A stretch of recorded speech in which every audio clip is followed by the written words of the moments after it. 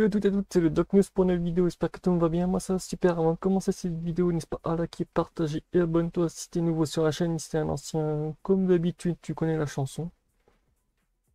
Et on est parti pour un petit sujet qui était bien sympa hier soir pour les européennes. L'escroquerie de l'erreur mise au grand jour au Bardella le prouve sur la notion de censure que Bellamy refuse à voter et que Marion Maréchal le met face à ses contradictions, séquence complète. Et ouais, la séquence dure près de 5 minutes, donc vous avez de quoi faire. Et ça tire à balles réelles. Alors, Marion Maréchal a déjà le record de dépenses sociales. Terminez, monsieur Bellamy. Fabienne, elle est au SMIC ou presque. Aujourd'hui, pour augmenter de 100 euros, un salarié qui est au SMIC dans une entreprise, il faut payer 450 euros. Le coût du travail est le plus lourd de toute l'Europe en France. C'est donc un problème français. Et nous, notre projet, c'est de faire enfin baisser le poids de la dépense publique qui n'a cessé de s'aggraver avec Emmanuel Macron pour faire baisser les charges et pour rendre du salaire aux Français qui travaillent et pour éviter le spectre de la désindexation des retraites, qui est évidemment le projet qui se dessinera dès le 10 juin si nous n'arrivons pas à opposer fermement à Emmanuel Macron le nom dont il a besoin sur juste peut-être le sujet. J'aimerais juste rebondir sur ce qu'a dit François-Xavier Bellamy parce que je partage l'essentiel du constat que vous avez fait sur la politique économique d'Emmanuel Macron. Je vous pose une question très simple. On a une semaine des élections européennes et je pense que pour la clarté du débat, il faut que chaque parti politique dise ce soir s'il est dans l'opposition à Emmanuel Macron ou dans le soutien à Emmanuel Macron.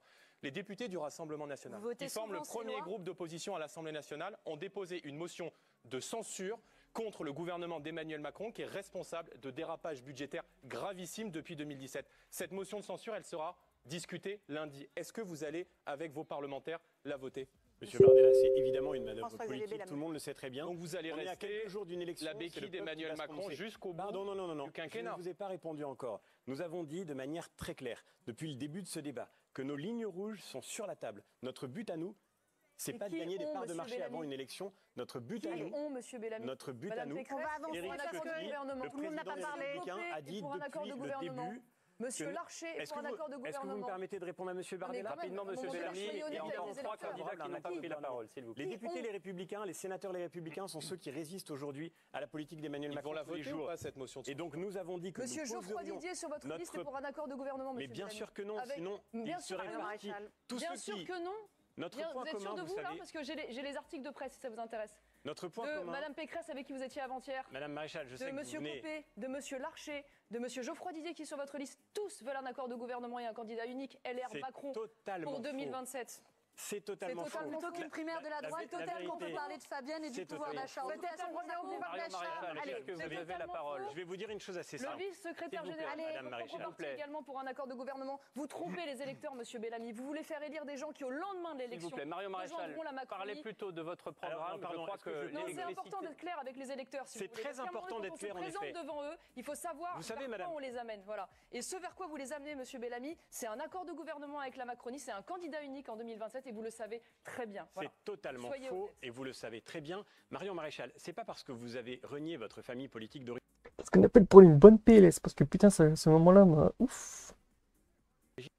Que tout le monde fait comme ça. Monsieur Bellamy, nous sommes restés à droite.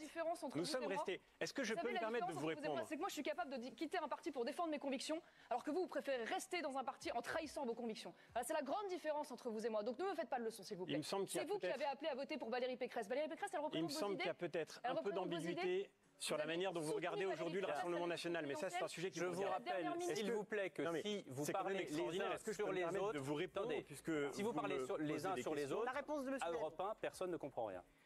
Moi, je veux vous dire, j'ai été assez effondré du débat qu'on a partagé sur une chaîne concurrente récemment parce que je crois que la démocratie ne gagne rien à la cacophonie. Donc, le mieux, c'est qu'on puisse s'interpeller, mais qu'on puisse aussi se laisser se répondre de temps en temps. Ceux qui sont restés aujourd'hui au sein de notre famille politique sont ceux qui auraient eu 50 fois l'occasion de changer de bord, de changer de camp. Madame Pécresse, elle est plus dans votre parti ? Pour aller vers... Mais Valérie Pécresse, elle était candidate à l'élection présidentielle. On va avancer, monsieur Bellamy, parce que là, ce sont des questions politiciennes. Sinon, le pouvoir d'achat. Mais est-ce que je peux terminer ? Tous ceux qui sont restés dans cette famille politique sont ceux qui ont refusé de trahir et ils l'ont fait parce qu'ils savent que c'est là. Vous perdez beaucoup de temps de parole, monsieur Bellamy. Et nous déposerons une motion de censure. Monsieur Bellamy, vous n'aurez pas le temps de développer la... Mais est-ce que je peux répondre quand même ? Regardez vos temps de parole. Nous déposerons une motion de censure Si demain Emmanuel Macron lève le premier euro d'impôt supplémentaire pour se défausser de sa politique sur le dos des Français, prévu, vous venez de le dire sur la désindexation. Et pour l'instant, aujourd'hui, nous attendons les décisions qu'il prendra. La vraie solution, c'est de faire baisser le train de vie de l'État. Et si Emmanuel Macron lance la désindexation des retraites, voilà notre ligne rouge. Je ne comprends pas qu'elle veuille rester la béquille du macronisme. Il y a certains candidats qui n'ont pas pris la parole. Maintenant, c'est monsieur Donc voilà, c'était tout pour cette news qui était bien sympa. On se retrouve pour de prochaines news encore plus palpitantes sur les européennes. Je sens que ça va être goldé jusqu'aux européennes. Celle-ci, c'était waouh. Donc voilà, on se retrouve pour de prochaines news. Tchuss.